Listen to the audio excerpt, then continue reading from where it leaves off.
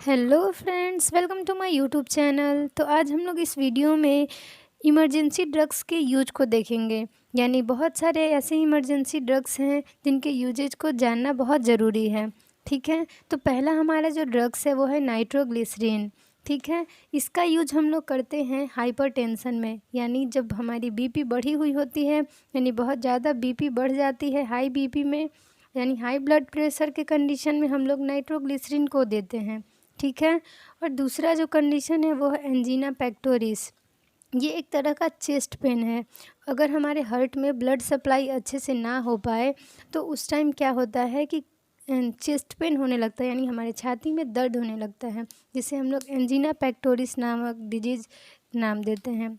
ठीक है, और ये जो है ये एक तरह का सिम्टम है कोरोनरी आर्टरी डिजीज़ का। यानी कोरोनरी आर्टरी जो होता है वो हार्ट को ब्लड सप्लाई करता है। ठीक है, तो हमारे हार्ट में अगर ब्लड सप्लाई रिड्यूस हो जाता है यानी कम हो जाता है तो उसे हम लोग एंजीना पेक्टोरिस डिजीज़ कहते हैं।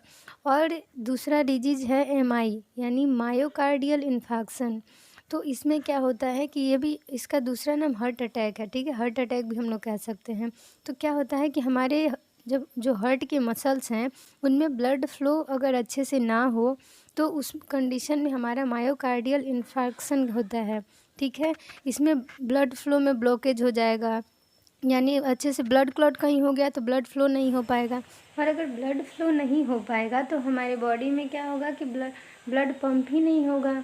ठीक है, जिससे हम लोगों को क्या होता है, हार्ट अटैक आ जाता है। इसी कंडीशन में हार्ट अटैक आता है, यानी ब्लड फ्लो नहीं हो पाया क्योंकि ब्लॉकेज है, कहीं ना कहीं ब्लॉकेज है हमारे हार्ट में।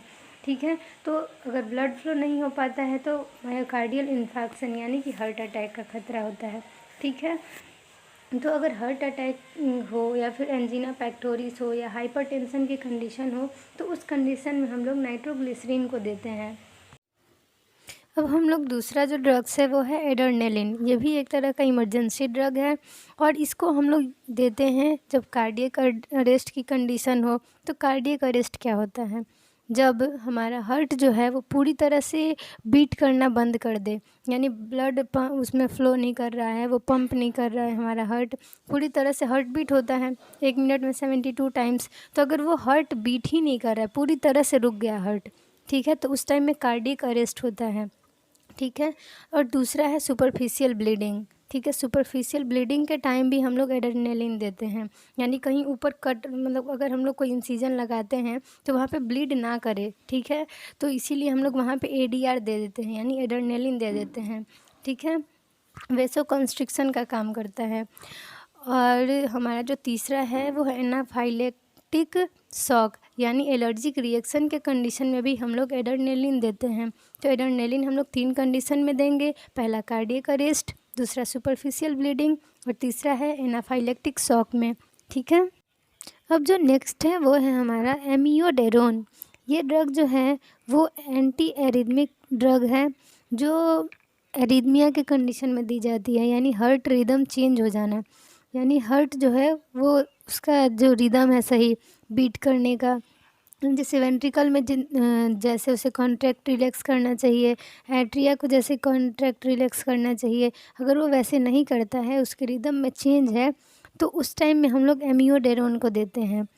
एट्रियल फाइब्रिलेशन, यानी एट्रियल फाइब्रिलेशन में क्या होता है कि जो हमारा ऊपरी चैम्बर है, यानी हमारे हार्ट में 4 चैम्बर होते हैं, अपर चैम्बर, लोअर चैम्बर, 2 चैम्बर है। तो अपर में भी राइट और लेफ़्ट होता है और लोअर में भी राइट और लेफ़्ट होता है। तो अपर चैम्बर में एट्रिया होते हैं, एट्रियम।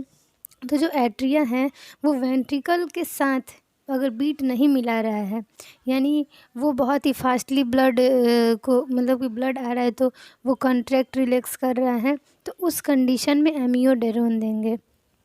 और अगर वेंट्रिकुलर टैकीकार्डिया की कंडीशन होती है, इसमें क्या होता है कि हार्ट का जो लोअर चैम्बर है वो बहुत ही फास्टली, बहुत ही बीट करने लगता है, यानी जब लोअर चैम्बर बहुत ही क्विकली बीट करने लगेगा तो इस कंडीशन को हम लोग वेंट्रिकुलर टैकीकार्डिया कहेंगे। अब हमारा चौथा कंडीशन है वेंट्रिकुलर फाइब्रिलेशन, यानी वही कंडीशन है जैसे आर्ट्रियल फाइब्रिलेशन था, उसमें अपर चैम्बर जो था वो बीट नहीं मिला रहा था लोअर चैम्बर से। अब यहाँ पे जो लोअर चैम्बर यानी वेंट्रिकल्स जो हैं वो एट्रिया से बीट मिलाकर नहीं वो कॉन्ट्रैक्ट रिलैक्स कर रहे हैं, ठीक है। तो ये जो है हमारा वेंट्रिकुलर फाइब्रिलेशन है। तो एमियोडेरोन जो ड्रग है उसे हम लोग एंटी एरिथमिक ड्रग भी कहते हैं, इसे एरिथमिया के कंडीशन में देते हैं। दूसरा कंडीशन है एट्रियल फाइब्रिलेशन, ये भी होने पे हम लोग एमियोडेरोन देंगे। फिर वेंट्रिकुलर टैकीकार्डिया और वेंट्रिकुलर फाइब्रिलेशन होने पर भी हम लोग एमियोडेरोन को देंगे, ठीक है। तो एमियोडेरोन भी एक इमरजेंसी ड्रग है जिसे हम लोग इन सभी कंडीशंस में देते हैं। अब हमारे नेक्स्ट ड्रग है नॉर एड्रेनलिन, जिसे हम लोग नॉर एडीआर यानी एड्रेनलिन को हम लोग एडीआर भी कहते हैं। तो नॉर एड्रेनलिन ड्रग जो है वो भी एक इमरजेंसी ड्रग है, उसे हम लोग जो है हाइपोटेंशन की कंडीशन में देते हैं, यानी जब हमारा ब्लड प्रेशर लो हो जाता है तो उस कंडीशन में हम लोग नॉर एड्रेनलिन को देते हैं। अब हम लोग मेडाजोलम को देखेंगे। तो मेडाजोलम जो है वो एक वर्सेटाइल ड्रग है, यानी इसके बहुत सारे फंक्शन होते हैं और ये क्या है बहुमुखी, जिसे कहते हैं बहुत सारे फंक्शन होना, बहुत सारे चीज़ों को ये कर सकता है मेडाजोलम, ठीक है। और इसका जो दूसरा है वो है सीडेशन यानी बेहोश करने के लिए मेडाजोलम का यूज करते हैं, यानी अनकॉन्शियस बेहोश करने के लिए किसी भी पर्सन को। फिर मेडाजोलम का यूज है सीजर्स में, यानी दौरे पड़ते हैं जब। दौरे कैसे आते हैं, हमारा ब्रेन जो है वो नर्व सेल से बना होता है, उसमें ज़्यादा तो हमारे ब्रेन में न्यूरॉन्स होते हैं, तो जो नर्व सेल का एक्टिविटी है वही वहाँ पे क्या होता है अच्छे से नहीं हो पाता है, यानी नर्व सप्लाई नहीं हो पा रहा है या फिर नर्व सेल जो है वो अच्छे से काम नहीं कर पा रहा है, तो हम लोगों को दौरे पड़ते हैं, ठीक है। जिस पर्सन में, इसे हम लोग एपिलेप्सी भी कहते हैं, यानी सीजर्स डिजॉर्डर। तो एपिलेप्सी यानी सीजर डिजॉर्डर में क्या होता है कि जो नर्व सप्लाई है यानी नर्व का जो एक्टिविटी है वो ब्रेन में अच्छे से नहीं हो पाता है, तो सीजर्स आने लगते हैं, दौरे पड़ने लगते हैं लोग को, यानी अचानक से झटका लगना। और मेडाजोलम को हम लोग डिस्पीनिया में देते हैं। डिस्पीनिया में क्या होता है कि शॉर्टनेस ऑफ ब्रीथ, यानी सांस लेने में तकलीफ़ होना, सांस की कमी हो जाना, यानी क्या होता है डिफ़िकल्टी होने लगती है, सांस लेने में कठिनाई होने लगती है, अच्छे से सांस नहीं ले पाते हैं, ठीक है। तो वही डिस्पीनिया है, इसे हम लोग शॉर्टनेस ऑफ ब्रेथ भी कहते हैं, ठीक है। तो मेडाजोलम जो है एक वर्सेटाइल ड्रग है जिसके बहुत सारे फंक्शन होते हैं, बहुत सारे तरह से इसको यूज में लाए जाते हैं। फिर दूसरा यूज है इसका सीडेशन में, तीसरा सीजर्स में, चौथा है डिस्पेनिया में, ठीक है। तो मेडाजोलम को बहुत सारे यूजों में लाया जाता है। अब जो नेक्स्ट है वो है एमिनोफाइलिन। तो एमिनोफाइलिन एक इमरजेंसी ड्रग्स है जिसका यूज़ हम लोग अस्थमा और सीओपीडी के कंडीशन में लेते हैं, ठीक है। तो सीओपीडी का क्या होता है, क्रॉनिक ऑब्स्ट्रक्टिव पुल्मोनरी डिजीज़, ठीक है, यानी ये दोनों डिजीज़ जो है वो लंग्स से रिलेटेड है, यानी लंग्स से रिलेटेड डिजीज़ में हम लोग एमिनोफाइलिन का यूज करते हैं मोस्टली। तो ब्रोंकोस्पाज्म क्या है कि ये एक तरह का इनवॉल्यूंट्री मूवमेंट है मसल्स का। हमारे जो ये मसल्स होते हैं ये लंग्स में ही देखिए, तो लंग्स क्या है ब्रोंकियल ट्यूब से बना होता है। तो ये जो ट्यूब्स हैं उसमें इनवॉल्यूंट्री जो अनकंट्रोल होता है, जिसे हम लोग कंट्रोल नहीं कर सकते हैं, वैसे मूवमेंट हो जाते हैं मसल्स के, जिसके चलते ब्लॉकेज हो जाएगा तो हम लोग अच्छे से सांस नहीं ले पाएंगे। तो वही अस्थमा वगैरह है। तो अस्थमा और सीओपीडी के कंडीशन में हम लोग एमिनोफाइलिन को देते हैं, ठीक है। लंग से रिलेटेड डिजीज़ है दोनों, अस्थमा और सीओपीडी। सीओपीडी का फुल फॉर्म है क्रॉनिक ऑब्स्ट्रक्टिव पुल्मोनरी डिजीज़, ठीक है। अब हम लोग सोडियम बाइकार्बोनेट को देखेंगे, ठीक है।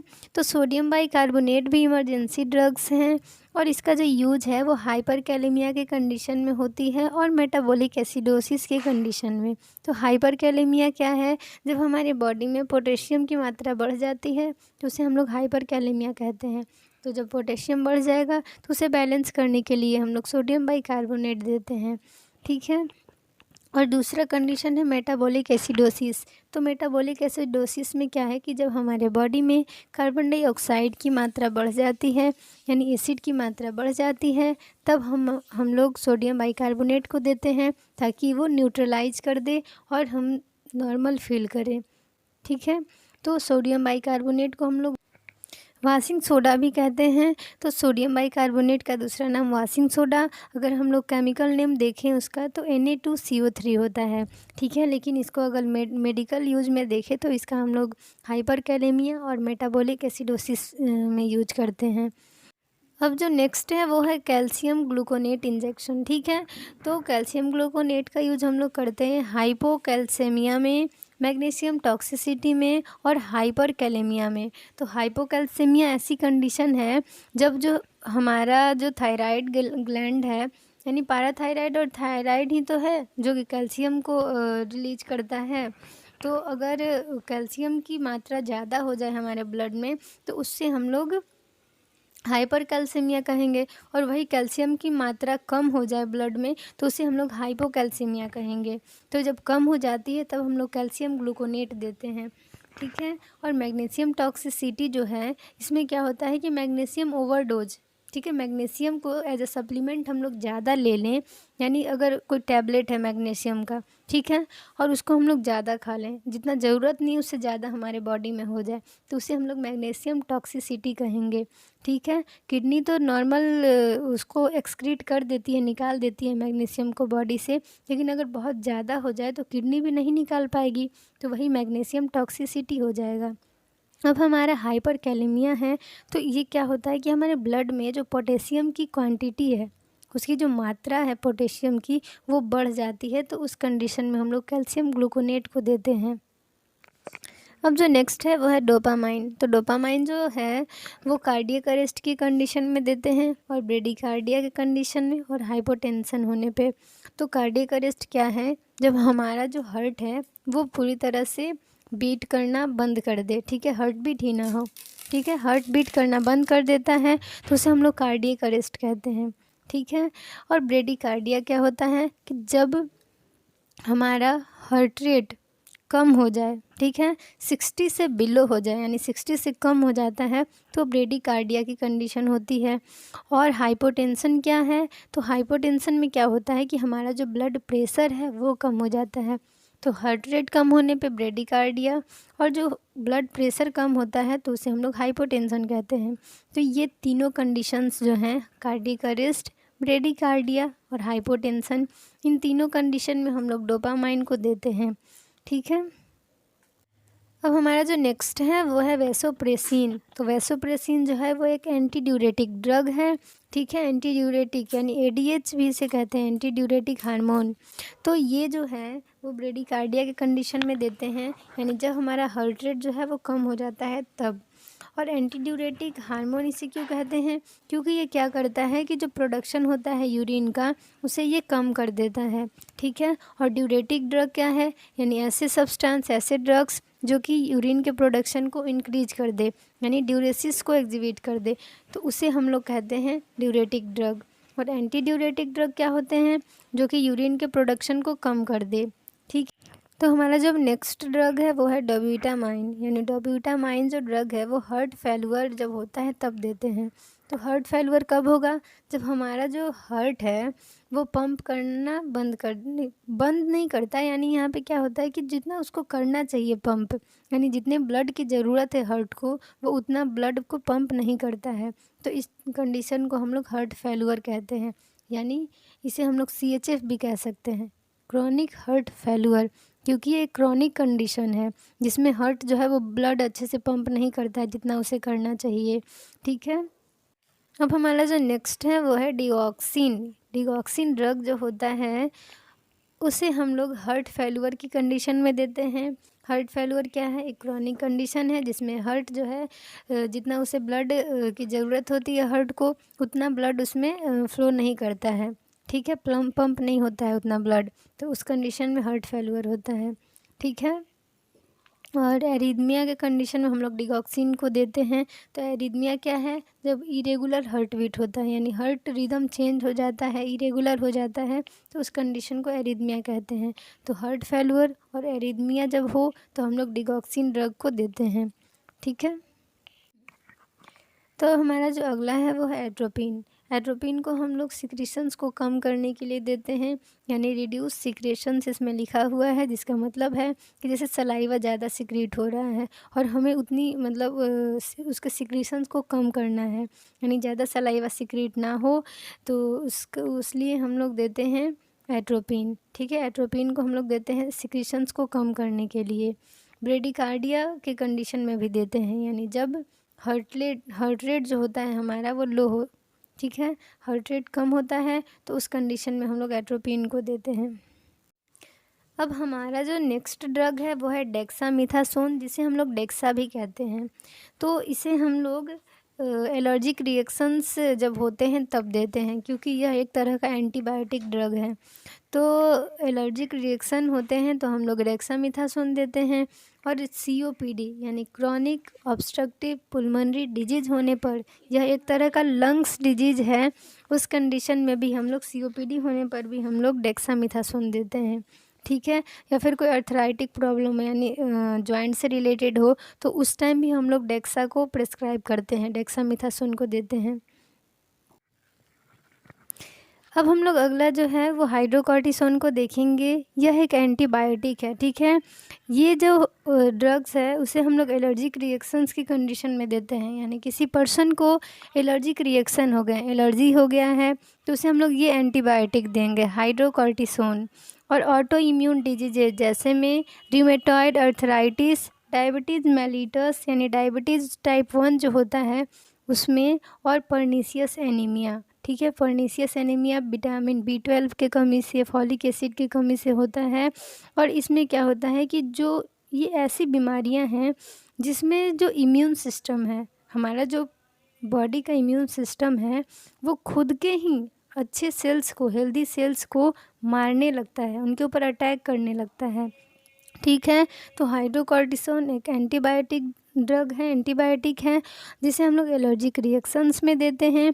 और ये ऑटो इम्यून डिजीज जो होते हैं जैसे में diabetes, pernicious anaemia, rheumatoid arthritis, ये सभी बीमारियों में देते हैं।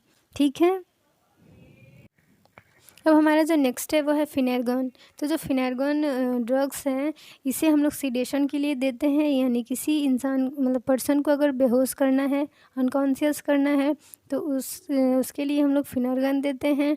और दूसरा नोजिया और वोमिटिंग। ठीक है, अगर उल्टी जैसी फीलिंग आ रही है या फिर उल्टी हो रहा है तो उस टाइम में हम लोग फिनेरगोन को देते हैं। और फिर ब्लड ट्रांसफ्यूजन रिएक्शंस, यानी ब्लड को ट्रांसफ्यूज कर रहे हैं, ठीक है, उस टाइम में जो उससे रिलेटेड रिएक्शंस होते हैं तो उसके लिए भी हम लोग फिनेरगोन को देते हैं। बहुत सारे एलर्जिक रिएक्शंस होते हैं उसमें भी हम लोग फिनेरगोन को दे सकते हैं। तो इसको हम लोग इतने सारे कंडीशंस में दे सकते हैं। पहला है सीडेशन, दूसरा है नोजिया वोमिटिंग, तीसरा है ब्लड ट्रांसफ्यूजन रिएक्शंस, चौथा है सीवियर एलर्जिक रिएक्शंस। ठीक है, तो इन सभी कंडीशंस में हम लोग फिनेरगोन इंजेक्ट कर सकते हैं, दे सकते हैं पेशेंट को। अब हमारा जो नेक्स्ट है वो है एविल। तो एविल को हम लोग देते हैं जब एलर्जिक रिएक्शंस हो जाते हैं किसी पर्सन को, जैसे कोई मेडिसिन लिया, ठीक है, और उस मेडिसिन से उसे एलर्जी हो और उसके बॉडी में पूरे एलर्जीज हो गई हैं, एलर्जी रिएक्शंस हो गए हैं, तो उस कंडीशन में हम लोग एविल देते हैं। ठीक है, तो एविल को हम लोग बहुत तरह के एलर्जिक रिएक्शंस में देते हैं। अब हमारा जो नेक्स्ट है वो है लेसिक्स। लेसिक्स को हम लोग फ्यूरेसमाइड भी कहते हैं, यानी फ्यूरेसमाइड जो इंजेक्शन होता है वो एक ड्यूरेटिक ड्रग है। ठीक है, जो कि जो यूरिन का आउटपुट होता है उसे इंक्रीज कर देता है। और हाइपरटेंशन की कंडीशन में भी हम लोग लेसिक्स को दे सकते हैं। और फिर हाइपरटेंशन क्या होता है, जब हमारा ब्लड प्रेशर इंक्रीज कर जाता है तो उसे हम लोग हाइपरटेंशन कहते हैं। तो हाइपरटेंशन जब होता है तो उससे हम लोग कंट्रोल कर सकते हैं लेसिक्स इंजेक्शन देके। और हाइपरकैलेमिया, यानी कि जब पोटेशियम की मात्रा बढ़ जाती है बॉडी में तो उस कंडीशन में भी हम लोग लेसिक्स जो है उसे हम लोग दे सकते हैं।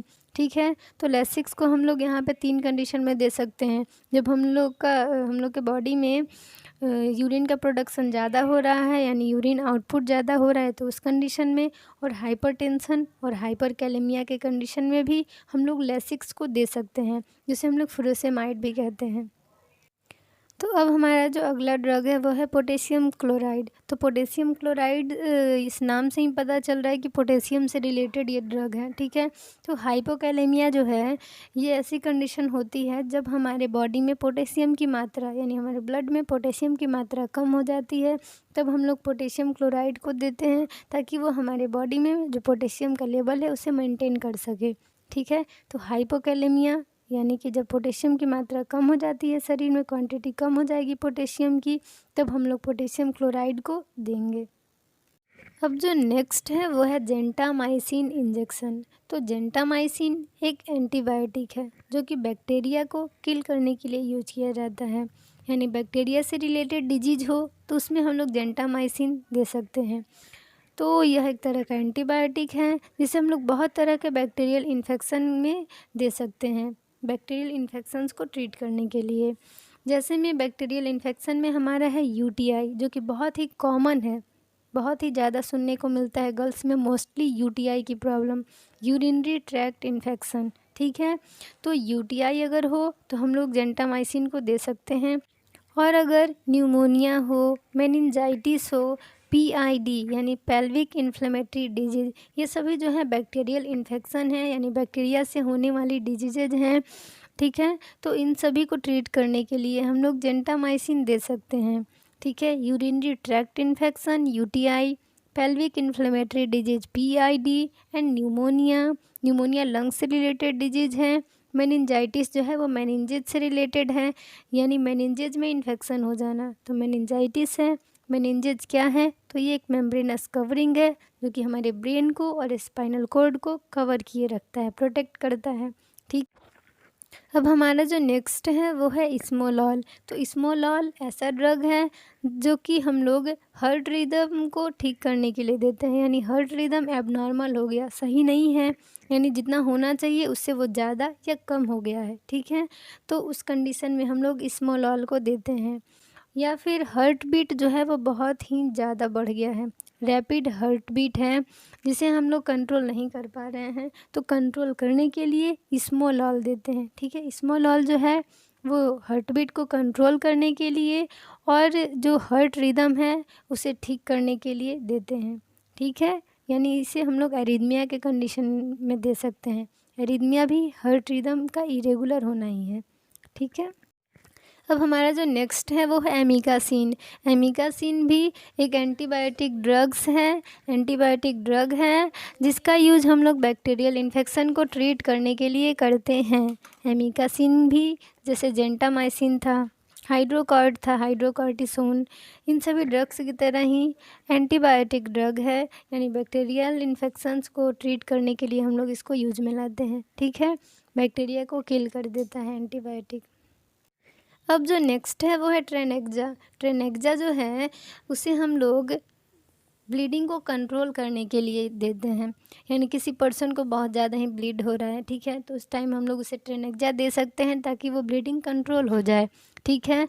और क्या होता है कि जब बहुत ज़्यादा हैवी ब्लीडिंग हो रहा है, जैसे नाक से ब्लीड करने लगता है कभी कभी और वो कंट्रोल नहीं हो पाता है, यानी रुकता नहीं है, ब्लीड होते रहता है, तो उस कंडीशन में हम लोग ट्रेनेक्जा दे सकते हैं। या फिर गर्ल्स के मेंस्ट्रुअल पीरियड के टाइम में किसी किसी को बहुत ही हैवी ब्लीडिंग होने लगता है, तो इस कंडीशन में भी हम लोग ट्रेनेक्जा को प्रिस्क्राइब कर सकते हैं, यानी ट्रेनेक्जा को दे सकते हैं ताकि उसकी जो ब्लीडिंग है वो कंट्रोल हो पाए। तो अब जो नेक्स्ट ड्रग है वो है ग्लाइकोपाइरोलेट, जिसे हम लोग ग्लाइको भी कहते हैं, ठीक है। तो इसका यूज भी सिक्रीशंस को कम करने के लिए ही होता है, जैसे एट्रोपिन था वैसे ही ग्लाइको भी है। ग्लाइको का यूज भी हम लोग सिक्रीशंस को कम करने के लिए ही करते हैं, जैसे एयरवे में, यानी हमारे अगर माउथ में ज़्यादा सिक्रीशन होता है, सेलेवरी ग्लैंड अगर ज़्यादा सलाइवा सिक्रेट कर रहा है, तो ज़्यादा अगर लार बन रहा है तो उसको कंट्रोल करने के लिए हम लोग ग्लाइको को दे सकते हैं, क्योंकि वो जो सलाइवा है वो हमारे एयरवे को ऑब्स्ट्रक्ट करेगा, यानी बाधा उत्पन्न करेगा उसमें काम करने में या फिर सांस लेने में, तो इसीलिए हम लोग पेशेंट को ग्लाइको देते हैं ताकि वो सिक्रीशंस कम हो जाएं, ठीक है।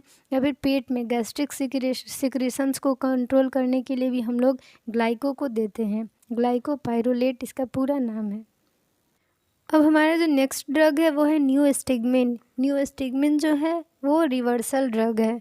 रिवर्सल ड्रग यानी कि हम लोग जानते हैं कि कोई भी ऑपरेशन सर्जरी होने से पहले पेशेंट को अनकॉन्शियस करते हैं। कोई नहीं, मतलब अगर छोटा सर्जरी हो रहा है तो उसमें लोकल से ही हम लोग काम चला लेते हैं, यानी लोकल से ही हो जाता है। और अगर मतलब कंडीशन के अकॉर्डिंग, लेकिन जिसमें पूरे बॉडी को यानी पूरी तरह से उसे बेहोश किया जाता है, अनकॉन्शियस किया जाता है, ठीक है, तो उस कंडीशन में हम लोग उसे रिवर्सल ड्रग देते हैं। यानी जब सर्जरी ख़त्म हो जाती है तो पेशेंट को बेहोश में लाने के लिए हम लोग न्यूस्टिग्मिन देते हैं। यानी जो ड्रग पहले दिया गया है उसके इफ़ेक्ट को ख़त्म करने के लिए, कम करने के लिए, ताकि जो बेहोश पेशेंट है वो होश में आ जाए, ठीक है। तो इस कंडीशन में हम लोग न्यूस्टिग्मिन देते हैं, इसीलिए रिवर्सल ड्रग इसे कहा गया है। यानी कंडीशन को रिवर्स कर देना। एक बार बेहोश किए थे तो फिर उसे होश में लाने के लिए हम लोग न्यूस्टिग्मिन देते हैं। अब हमारे इसका दूसरा जो यूज है वो है मसल्स के डिजीज़। जैसे में माइस्थेनिया ग्रेविस जो है वो मसल से रिलेटेड डिजीज़ है, यानी मसल्स डिजीज़ है। तो मसल डिजीज़ में हम लोग मसल डिजीज़ को ट्रीट करने के लिए, उसे ठीक करने के लिए हम लोग न्यूस्टिग्मिन को देते हैं, ठीक है। एक तो ये रिवर्सल ड्रग है, यानी जनरल एनेस्थीसिया दिया जाता है तो उसके इफ़ेक्ट को ख़त्म करने के लिए, यानी पेशेंट को होश में लाने के लिए हम लोग न्यूस्टिग्मिन देते हैं। और दूसरा मसल डिजीज़ को ठीक करने के लिए, यानी माइस्थेनिया ग्रेविस को ठीक करने के लिए, ट्रीट करने के लिए हम लोग न्यूस्टिग्मिन को देते हैं। अब हमारा जो नेक्स्ट है वो है डाइजेपाम। तो डाइजेपाम जो है वो एंग्जाइटी यानी टेंशन हो रहा है पेशेंट को, बहुत ज़्यादा ही वो डिप्रेशन में है, चिंता में है, ठीक है, तो उसे उस कंडीशन को ट्रीट करने के लिए हम लोग डाइजेपाम दे सकते हैं, ठीक है, ताकि वो जो है स्ट्रेस फ्री रहे, ठीक है। और फिर सीडेशन यानी कि उसे बेहोश करने के लिए या फिर उसे सुलाने के लिए, ठीक है, तो इसे हिप्नोटिक ड्रग या फिर सीडेटिव ड्रग भी कह सकते हैं। क्योंकि देखिए सर्जरी से पहले पेशेंट को अच्छी नींद ज़रूरी है, ठीक है। अगर वो स्ट्रेस में आए तो उसकी बीपी बढ़ी रहेगी, उसकी पल्स रेट, हार्ट रेट सब कुछ उसका अब नॉर्मल रहेगा। तो उसे नॉर्मल करने के लिए डाइजेपाम दिया जाता है, ताकि जो पेशेंट है वो किसी भी तरह का स्ट्रेस ना ले, टेंशन ना ले, वो एकदम नॉर्मल आए, ठीक है, ओटी में नॉर्मल आए, ताकि उसकी सर्जरी जो है वो नॉर्मली हो सके अच्छे से, ठीक है। और डाइजेपाम का यूज जो होता है वो मसल स्पैज्म या फिर टेटनस जो है इस कंडीशन को ट्रीट करने के लिए होता है, ठीक है। जैसे मसल स्पैज्म हो गया, इनवॉल्यूंट्री मूवमेंट हो जाता है जिसे हम लोग कंट्रोल नहीं कर सकते हैं, ठीक है, तो इस कंडीशन को भी ठीक करने के लिए हम लोग डाइजेपाम देते हैं, ठीक है। या फिर टेटनस हो गया तो उस टाइम भी हम लोग डाइजेपाम को देते हैं, ठीक है। तो अब हमारा जो नेक्स्ट है वो है थियोफाइलिन, ठीक है। तो थियोफाइलिन का यूज हम लोग करते हैं बहुत सारी लंग्स डिजीज़ को ट्रीट करने के लिए, ठीक है। और मतलब लंग्स से रिलेटेड कोई डिजीज़ ना हो सके तो उससे भी प्रिवेंट करने के लिए, ठीक है। तो जैसे में लंग्स डिजीज़ में हमारा अस्थमा है, सीओपीडी है, शॉर्टनेस ऑफ ब्रीथ है, वीजिंग है, चेस्ट टाइटनेस है, तो इन सभी चीज़ों को, जो ये सभी बीमारियां हैं उनको ठीक करने के लिए थियोफाइलिन को हम लोग प्रेस्क्राइब करते हैं, थियोफाइलिन देते हैं पेशेंट को, ठीक है। तो थियोफाइलिन जो है वो अस्थमा, सांस लेने में तकलीफ़ हो रही है या फिर छींक आ रही है, जो हमारे चेस्ट है उसमें टाइटनिंग हो रही है यानी टाइटनेस हो रहा है, ठीक है, अनकम्फर्टेबल फील हो रहा है, ठीक है, तो उस टाइम हम लोग थियोफाइलिन देते हैं, ठीक है। अब हमारा जो नेक्स्ट है वो है ओंडासेट्रोन, जिसे हम लोग एमसेट के नाम से भी जानते हैं, ठीक है। तो जो ये ओंडासेट्रोन ड्रग है उसे हम लोग नौजिया और वोमिटिंग जैसी कंडीशन से बचने के लिए देते हैं, ठीक है। यानी नौजिया और वोमिटिंग को प्रिवेंट करने के लिए, नौजिया वोमिटिंग क्या है, नौजिया में क्या होता है कि फ़ील होता है वॉमिट करने जैसे, जैसे उल्टी होने जैसा फ़ील होना, ठीक है। और वॉमिटिंग में क्या होता है कि वो उल्टी होना, ठीक है। तो नौजिया और वॉमिटिंग की जो कंडीशन है उसको प्रिवेंट करने के लिए हम लोग ओंडासेट्रोन देते हैं, यानी एमसेट। और ये जो नौजिया और वॉमिटिंग की जो फीलिंग आती है वो क्यों आती है, क्यों ऐसा होता है, नौजिया होना, वॉमिटिंग होना क्यों होता है, जब कोई कीमोथेरेपी दिया जा रहा है कैंसर का, या फिर कोई रेडिएशन थेरेपी दिया जा रहा है, या फिर सर्जरी के बाद ऐसा फील होता है, ठीक है। कोई गैस्ट्रोइंटेरिटिस है, ठीक है, मतलब यानी पेट से रिलेटेड, गैस्ट्रिक रिलेटेड कोई प्रॉब्लम्स हैं, तो उसमें भी ये बहुत ही इफ़ेक्टिव होता है ओंडासेट्रोन, ठीक है। मेनली इसका काम है नोजिया और वोमिटिंग को प्रिवेंट करना। अब हमारा जो नेक्स्ट है वो है ट्रामाडोल। तो ट्रामाडोल जो है वो एक तरह का पेन किलर है, बहुत ही स्ट्रॉन्ग पेन किलर है। यानी पेन में, यानी दर्द हो रहा है तो दर्द से निवारण होने के लिए, यानी पेन में रिलीफ होने के लिए हम लोग ट्रामाडोल देते हैं, ठीक है। यानी दर्द को ठीक करने के लिए मेनली, ठीक है, ट्रामाडोल देते हैं। और इसका यूज है कि जब use to treat moderate to severe pain, यानी कम दर्द होना या फिर बहुत ज़्यादा दर्द होना, मॉडरेट टू सीवियर पेन, ठीक है, जैसे धीरे धीरे दर्द बढ़ते जा रहा है, ठीक है, तो उन सभी कंडीशंस में भी हम लोग ट्रामाडोल को देते हैं। मेनली ये क्या है, एक पेन किलर है, यानी पेन से रिलीफ होने के लिए हम लोग ट्रामाडोल देते हैं। अब हमारा जो नेक्स्ट है वो है डाइक्लोफिनेक, जिसे हम लोग डाइक्लो भी कह सकते हैं, शॉर्ट नेम में उसका, ठीक है। तो डाइक्लो का जो यूज होता है वो पेन में रिलीफ, पेन को ट्रीट करने के लिए, यानी कहीं दर्द हो रहा है, किसी पर्सन को दर्द हो रहा है तो उसे हम लोग डाइक्लोफिनेक दे सकते हैं।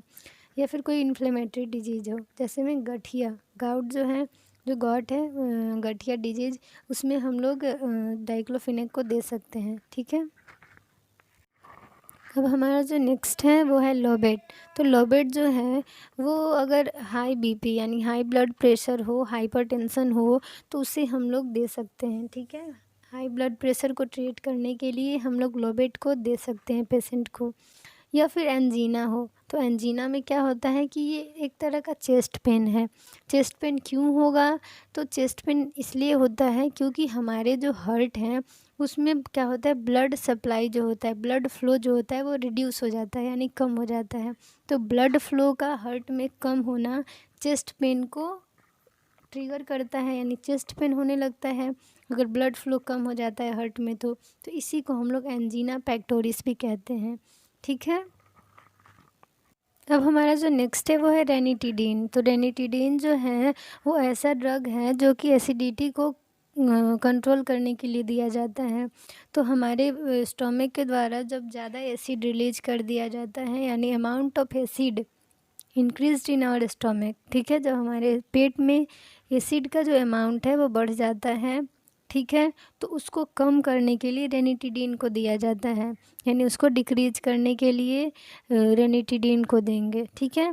दूसरा है कि हमारे स्टोमक में और इंटेस्टाइन में अल्सर को प्रिवेंट करने के लिए, यानी अगर ज़्यादा तला भुना खाएं, मसाले स्पाइसी वाले खाएं, मसालेदार खाना खाएं, तो क्या होता है कि वो नहीं तो ज़्यादा एसिड से भी, अगर एसिड ज़्यादा है स्टोमक में तो उससे भी जो लेयर्स होते हैं, म्यूकस मेम्ब्रेन जो होते हैं स्टोमक के, वो क्या होते हैं कि वो डैमेज होने लगते हैं, घाव जैसा बन जाता है, पेन होने लगता है पेट में, तो और इंटेस्टाइन में पेन होने लगता है। तो उसको कंट्रोल करने के लिए, उसको प्रिवेंट करने के लिए रेनिटिडीन देते हैं।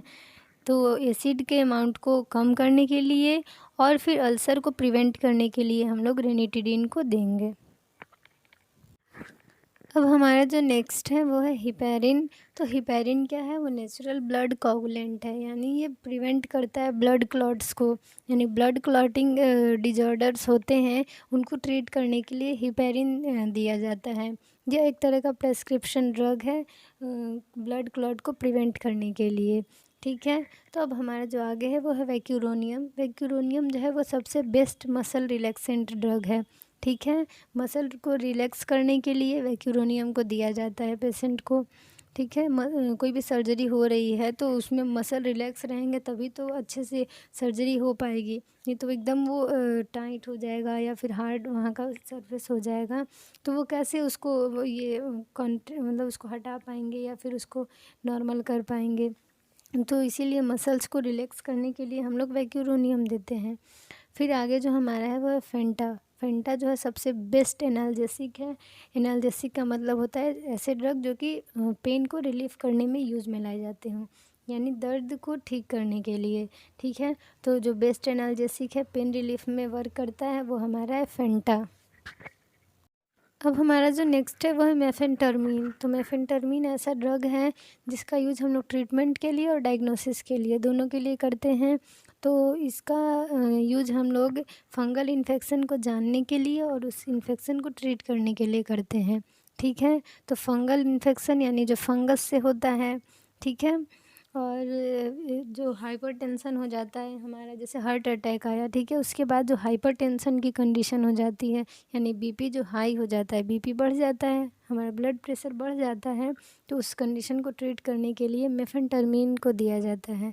मेफेंटरमीन का यूज बीपी को कंट्रोल करने के लिए होता है, ठीक है, हाइपरटेंशन को कंट्रोल करने के लिए, प्रिवेंट करने के लिए। अब हमारा जो नेक्स्ट है वो है सेफ्ट्रियाज़ोन। तो सेफ्ट्रियाज़ोन जो मेडिसिन है वो हमारा जो है वो एंटीबायोटिक है, ठीक है, जो कि बैक्टीरियल इन्फेक्शन को ट्रीट करने के लिए यूज में लाया जाता है। जैसे में गोनोरिया हो गया, और फिर और भी बैक्टीरियल इन्फेक्शन है जैसे पीआईडी, यूटीआई, न्यूमोनिया, मेनिंजाइटिस, तो इन सभी में भी हम लोग सेफ्ट्रियाज़ोन को दे सकते हैं। और जो नेक्स्ट है वो है इथैमसाइलेट इंजेक्शन। इसे हम लोग ब्लीडिंग को प्रिवेंट करने के लिए या फिर ब्लीडिंग को रोकने के लिए देते हैं, ठीक है। और फिर जो सक्सिनाइल कोलिन है नेक्स्ट ड्रग, वो हमारा बहुत ही अच्छा स्केलेटल मसल रिलैक्सेंट है। जैसे वैक्यूरोनियम बहुत ही अच्छा मसल रिलैक्सेंट है, मसल को रिलैक्स करने के लिए यूज में लाया जाता है। वैसे ही जो सक्सिनाइल कोलिन है वो भी एक अच्छा मसल रिलैक्सेंट है, जिसे हम लोग सुकॉल भी कहते हैं, ठीक है। अब हमारा जो नेक्स्ट है वो है कीटामिन। तो जो कीटामिन ड्रग है वो एनेस्थीसिया को मेंटेन करने के लिए और इंड्यूस करने के लिए दिया जाता है, ठीक है। तो एनेस्थीसिया भी बहुत तरह के होते हैं, जैसे local anaesthesia, general anaesthesia, spinal anaesthesia, regional anaesthesia. तो जो हमारा जनरल एनेस्थीसिया होता है वो पूरे बॉडी को बेहोश करने के लिए, यानी पूरे बॉडी को शून्य कर दिया जाता है, यानी अनकॉन्शियस हो जाता है पेशेंट पूरी तरह से। और जो लोकल एनेस्थीसिया होता है वो किसी लोकलाइज्ड एरिया के सर्जरी के लिए, यानी कोई छोटी सर्जरी हो रही है, जैसे हाथ में कोई गिल्टी हो गया, लंप हो गया, कहीं गांठ है, तो उसको निकालने के लिए हम लोग लोकल देकर हम लोग उसको ट्रीट कर सकते हैं, सर्जरी कर सकते हैं। स्पाइनल एनेस्थीसिया जो होता है वो जो हमारे लोअर लिम्स की सर्जरी है, लोअर रीजन की जो सर्जरी है, तो उसको करने के लिए हम लोग स्पाइनल एनेस्थीसिया देते हैं। रीजनल एनेस्थीसिया जो होता है वो हमारे ऊपर पेरिफेरल से लेके नीचे तक जो भी सर्जरीज हैं, मतलब ये एब्डोमेन जो हो गया उससे नीचे से जितनी भी सर्जरीज हैं वो सारी हमारे रीजनल एनेस्थीसिया में कर सकते हैं। एपिड्यूरल एनेस्थीसिया दिया जाता है जो लॉन्ग टाइम के सर्जरीज के लिए होते हैं। और पोस्ट ऑपरेटिव पेन, यानी ऑपरेशन के बाद कोई दर्द ना हो, ज़्यादा पेन ना हो, इसलिए भी हम लोग एपिड्यूरल एनेस्थीसिया देते हैं, ठीक है। तो ये एनेस्थीसिया बहुत तरह के होते हैं। तो एनेस्थीसिया जो जीए होता है, जनरल एनेस्थीसिया, जिसमें पेशेंट को पूरी तरह से बेहोश कर दिया जाता है, तो उसको मेंटेन करने के लिए हम लोग कीटामिन को देते हैं, ठीक है। थियोपेंटेन और प्रोपोफोल का भी यही काम है कि वो पेशेंट को रिलैक्स कर देता है एनेस्थीसिया देने से पहले। तो जनरल एनेस्थीसिया देने के टाइम हम लोग प्रोपोफोल, थियोपेंटेन, कीटामिन का यूज करते हैं मतलब एनेस्थीसिया को इंड्यूस करने के लिए, देने के लिए। तो इंडक्शन क्या होता है, तो जब पेशेंट को कॉन्शियस से अनकॉन्शियस स्टेट में लाया जाता है, यानी वो होश में है फिर उसे बेहोश किया जाता है, तो उसी को इंडक्शन कहते हैं, ठीक है। तो उसे बेहोश करना और उसे मेंटेन करना, ये सभी जो हैं वो इन तीनों ड्रग्स के हेल्प से कर सकते हैं, कीटामिन, थियोपेंटेन, प्रोपोफोल। और बहुत सारे ड्रग्स होते हैं, वेपोराइजर्स होते हैं एनेस्थीसिया को मेंटेन करने के लिए। थियोपेंटेन का यूज जो होता है वो पेशेंट को रिलैक्स करने के लिए होता है जनरल एनेस्थीसिया देने के पहले। पेशेंट रिलैक्स रहेगा, उसकी BP, heart rate, pulse rate, उसका जो ऑक्सीजन लेवल है, सब कुछ अगर नॉर्मल रहेगा तभी हम लोग आगे सर्जरी को प्रोसीड कर पाएंगे, ठीक है। और जनरल एनेस्थीसिया को देने के लिए, इंड्यूस करने के लिए भी थियोपेंटेन का यूज करते हैं। फिर प्रोपोफोल का भी यूज हम लोग एनेस्थीसिया, जनरल एनेस्थीसिया के इंडक्शन में करते हैं और पेशेंट को रिलैक्स करने के लिए करते हैं जनरल एनेस्थीसिया से पहले, ठीक है। तो ये सारे जो ड्रग्स हैं जो भी मैंने डिस्कशन किए हैं इस वीडियो में, सारे बहुत ही इम्पॉर्टेंट ड्रग्स हैं। इसमें कुछ इमरजेंसी ड्रग्स हैं। इमरजेंसी ड्रग्स जो हैं वो उससे हम लोग एक ट्रिक से याद कर सकते हैं, जिसमें हमारा है ABCD, यानी ए से एमिनोफाइलिन, बी से बाइकार्बोनेट, सी से कैल्शियम ग्लूकोनेट, डी से डोपामिन, और फिर 4 एड्रेनलिन होते हैं और 2 नॉर एड्रेनलिन। ये सभी जो ड्रग्स हैं ये सभी बहुत ही इम्पॉर्टेंट हैं, इमरजेंसी ड्रग्स हैं। Aminophylline, sodium bicarbonate, calcium gluconate, dopamine, adrenaline, noradrenaline, ये सभी बहुत ही इम्पॉर्टेंट ड्रग्स हैं जो कि इमरजेंसी कंडीशन में दिए जाते हैं।